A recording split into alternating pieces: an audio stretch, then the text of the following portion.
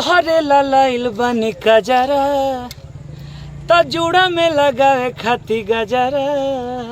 फिर लड़की का लाइन आता है कि तू तो अरे कवनो हीरोआ से न कम बड़ो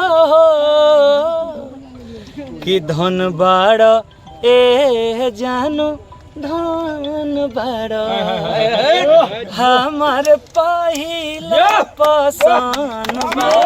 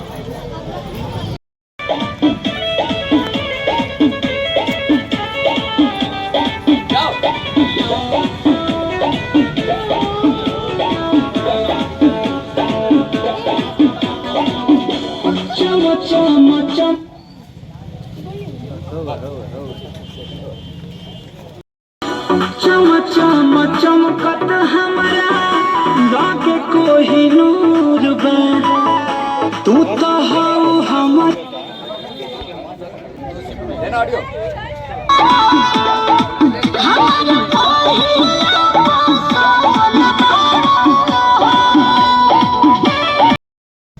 बताइए सर, किस गाने की फिल्म की शूटिंग हो रही है? अभी हम लोग गाना शूट कर रहे हैं धन बाड़ा ए जानो। धन बाड़ा हमार पहला पसंद बड़ा ये दुमदुमा मंदिर पर हमने करता निशा और बहुत लोगन के प्यार बा और जी आवे के पीछे हमने के कारण बा।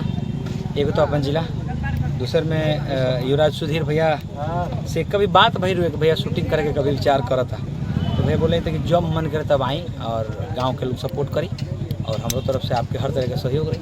तो हमने क्या आगे नहीं ना जानते हैं कैसा सहयोग मिली लोग से, लेकिन निश्चित तौर पे बहुत प्रेम मिलल और भाई लोग जी आशापूर्ण नज़र से देखा था और सपोर्ट करता। निश्चित तौर पे गाना रील्स पर ट्रेंडिंग में जाता था और यूट्यूब पे भी बहुत ज़्यादा एक व्यूज है।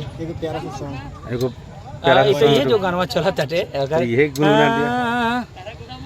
अरे तोहरे लाइल बनी कजरा तो जुड़ा में लगावे खाती गजरा। फिर लड़की का लाइन आता है कि तू तो अरे कवनो हीरोआ से न कम बड़ो कि धन बड़ो ए जानू धन बड़ो हमार पहिला पसंद बड़ो। तो ये गाना बहुत प्रेम मिले हमरा लागत है 100 मिलियन वाला गाना है भाई, ऐसा लाग रहा बटे। बात बाकी हम लोग दर्शक से कुछ अपन जे भी बा ओकरा से कुछ अपन अथी करे। सबसे पहले तारकेश्वर भैया के धन्यवाद कि लगातार एक सेकंड हमने के पूरा यूनिट पर इनका नजर बाटे भैया सहयोग के। हमने के सहयोग में सब लोग के पूरा हमने के ग्रुप के साथ बाटे, मिंकू अजीत सिंह अरना से और टोटल लोग हमने के साथ बाटे, पूरा ग्रामीण जनता भी साथ दे रहा बाटे। गांव के लोग खूब साथ दिलवाई जितना भाई। एक बार हम चाहें कि सब लोग एक बार चेहरा दिखाएं जे हमने का सपोर्ट करे भाई लोग ये सब तमाम लोग।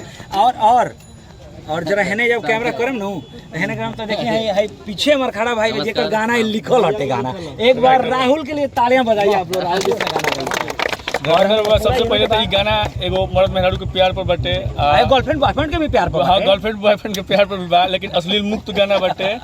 आज जानते बानी कि सब ही नचावत राम गोसाई युवराज सुधीर भैया का हमने के बहुत ज्यादा सहयोग बटे एंड उनका टीम के। चलिए बहुत बहुत धन्यवाद। अपना परिचय दीजिए। नमस्कार, प्रणाम। और मैं गीतकार राहुल पांडे। आज हम लोग शूट कर रहे हैं धन बारू ए जान गाना का, जो कि अजीत आनंद भैया और शिल्पी राज का गाया हुआ है, मेरा लिखा हुआ है दिल्लुमा के पावन धरती पर। और यहाँ पर जैसे ही हम लोग सुबह में आए 10 साढ़े 10 में रील्स पर हम लोग का गाना ट्रेंड करने लगा और यूट्यूब पर इसका वीडियो यहीं आसपास के सारे लोकेशन का आप लोग को मिल जाएगा परसों देखने को अजीत आनंद एंटरटेनमेंट पे।